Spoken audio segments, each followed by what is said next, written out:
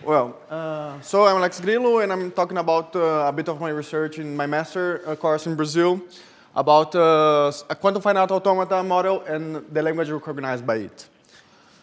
So I'll start with a context in which my research is inserted, and then I'll make a really quick introduction to quantum computation.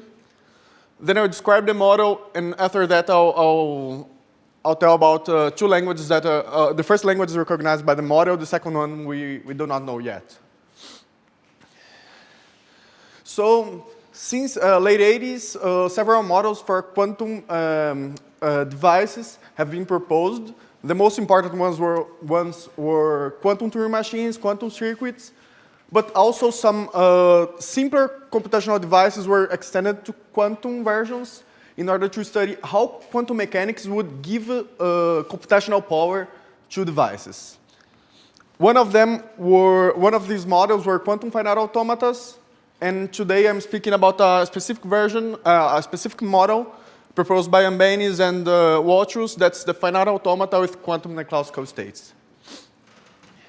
Okay, so what's a quantum state? Quantum mechanics says that a quantum state is represented by an unitary vector in a complex Hilbert space. Okay, specifically one qubit of information. We have a complex space, so you can find a basis, a canonical basis for it. A vector in it is a linear combination of these elements of the basis, and you call alpha and beta the amplitudes. And it's unitary because the sum of square root of norms is equal to 1.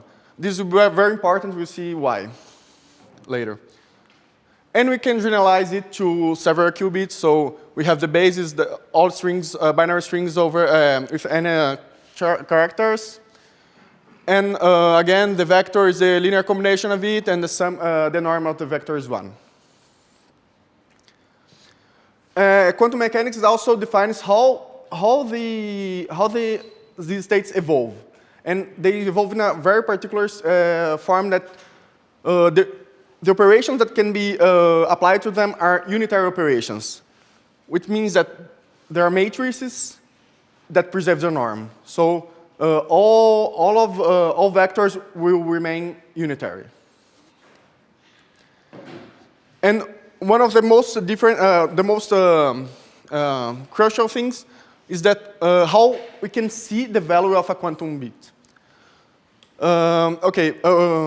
When I make a measurement of a register in the canonical basis, I'll read the value, the element of the basis I with probability its amplitude squared. The normal of it is probability squared.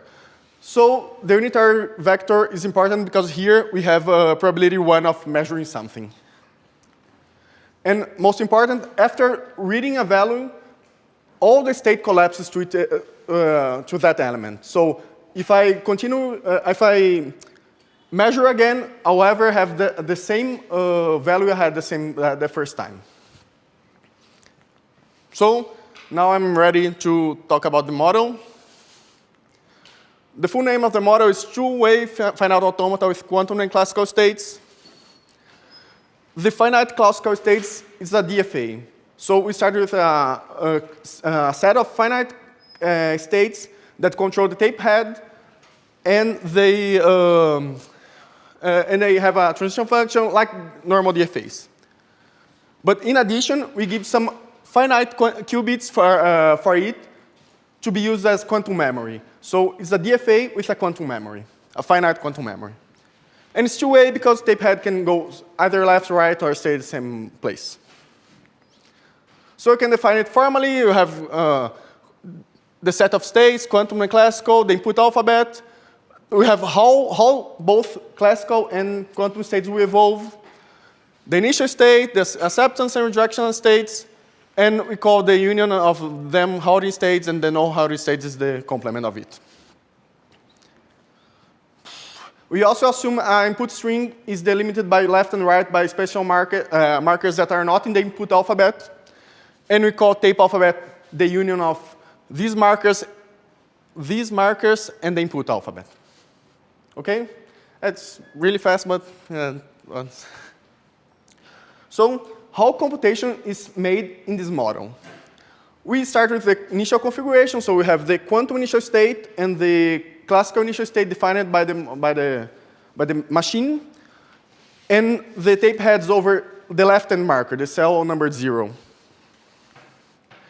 And then we consecutively apply the quantum transition function and classical transition function.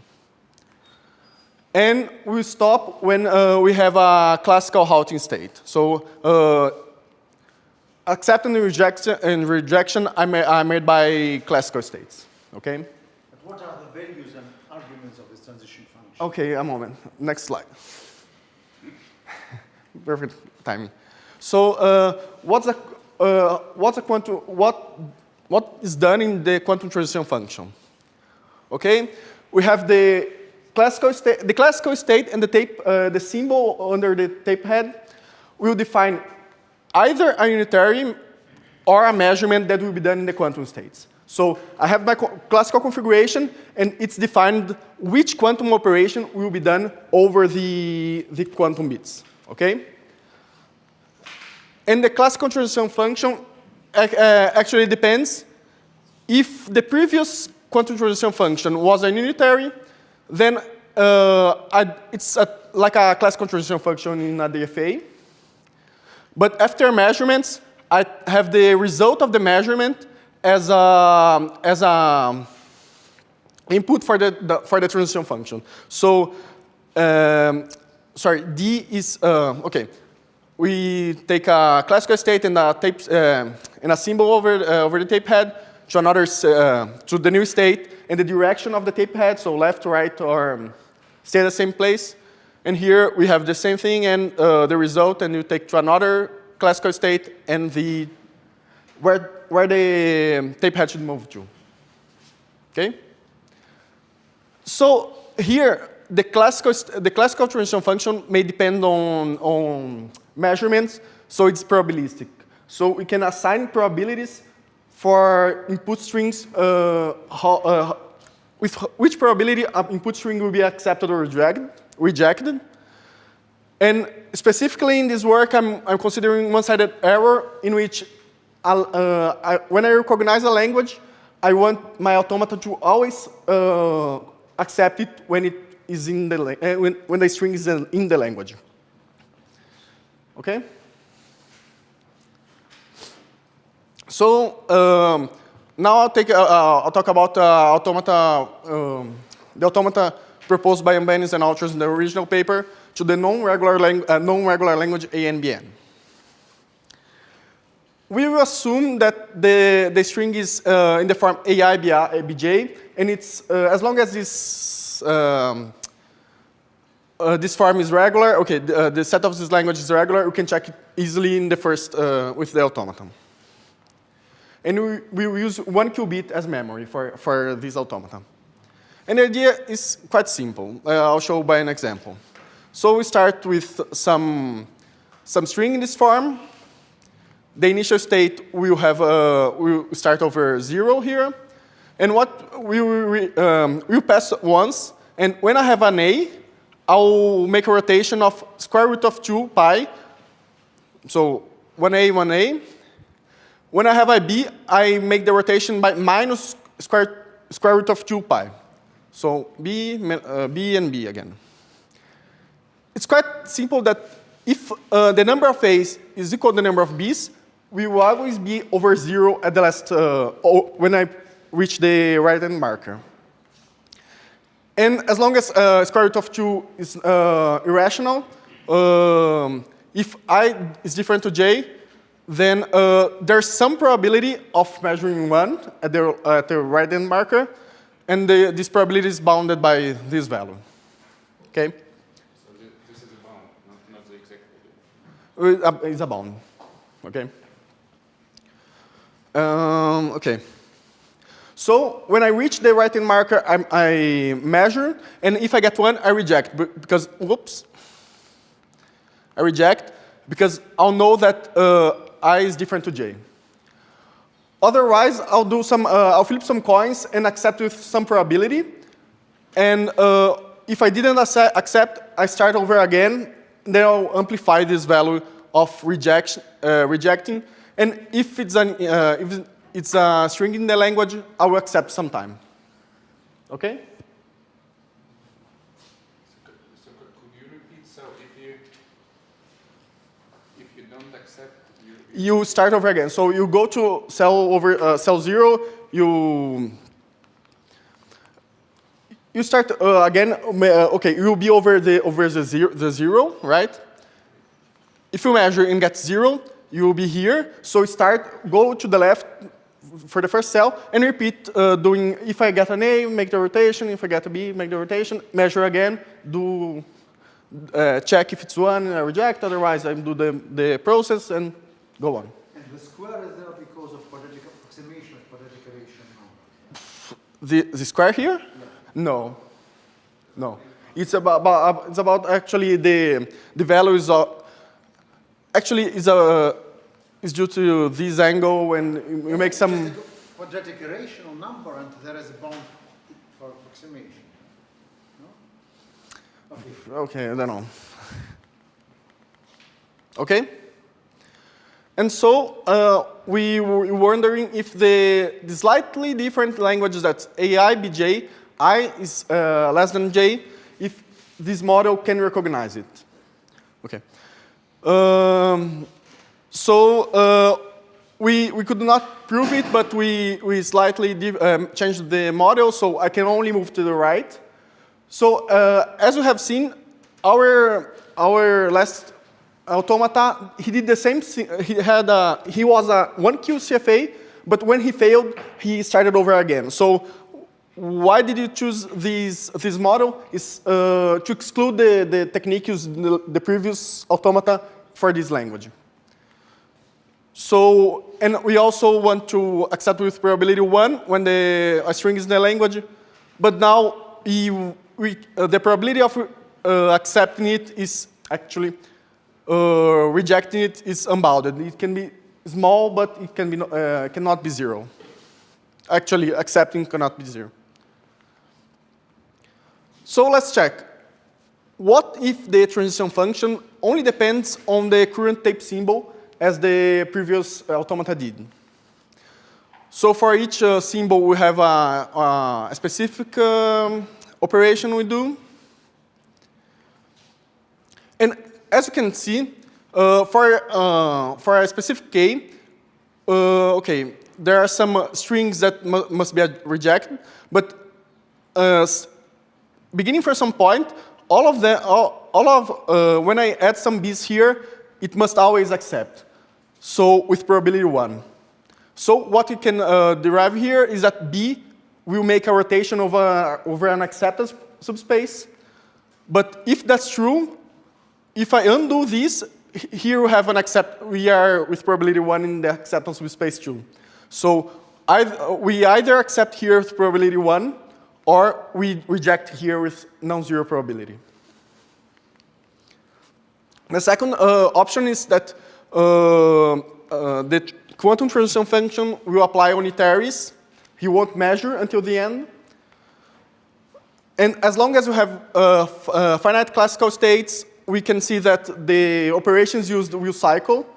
And you can use the same reasoning, but changing it slightly by calling, instead of a single unitary, it will be a multiplication of unitaries and use the same argument.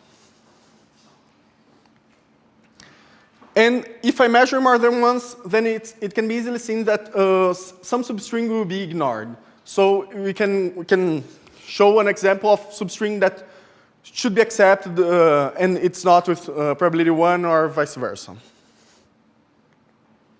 So following from these 3 options for the quantum transition function, we have that no 1Q CFA can recognize this language. And as feature work, we list that we exclude one technique for this 2Q CFA model, but do we have another technique? Can we do different and accepted by this model?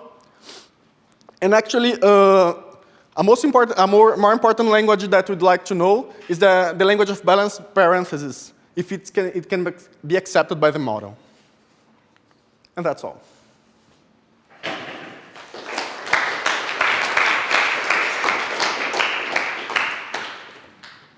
Questions? There is an intermediate between 1 qubit and 2 qubit, which is like a 1.5? dimensional. Sorry? Cube tree, just a single cube tree. Sorry, I didn't understand the question. I'm saying that there is an intermediate step between 1 qubit and 2 qubits. And that's when you have a single cube tree. So that's a three-dimensional Hilbert space. You're talking about specifically about what, which automata? Yeah, so you are saying that you are proving this theorem for 1 qubit, right? The second one, actually, it does not depend. Okay, it's a generic. We have a generic initial state, and these are unitary, so it doesn't matter how many qubits you have, or. But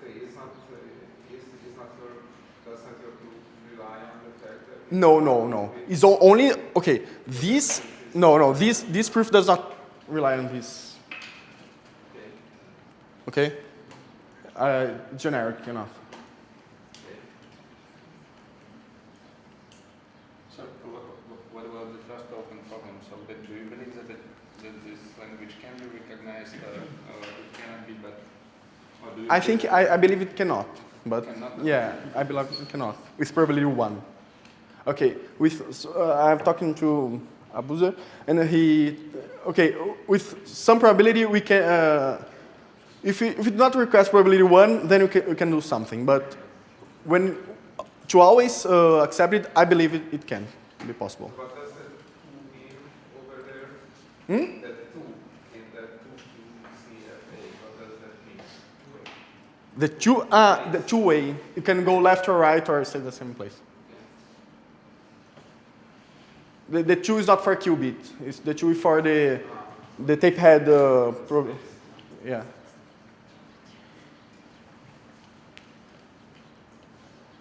Any other questions? Okay, yeah, I have a question. Are there any known relations between the class of language recognized by 1 QCFA or 2 QCFA and known classes, subclasses of context-free languages? Okay. I see that this is basically going in that direction. There are some things.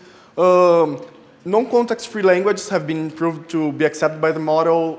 Context-free languages, deterministic, ambiguous. So a lot of examples of language recognized by this model can be seen. But as far as I know, with probability 1, I have never seen any proof that some decidable language cannot be recognized by the model. You know? Okay.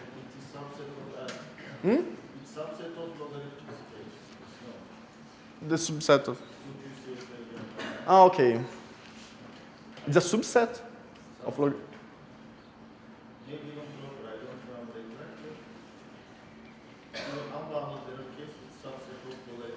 Okay, in unbounded error, it's a subset of logarithm space. So, okay. Deterministic log space. Deterministic log space.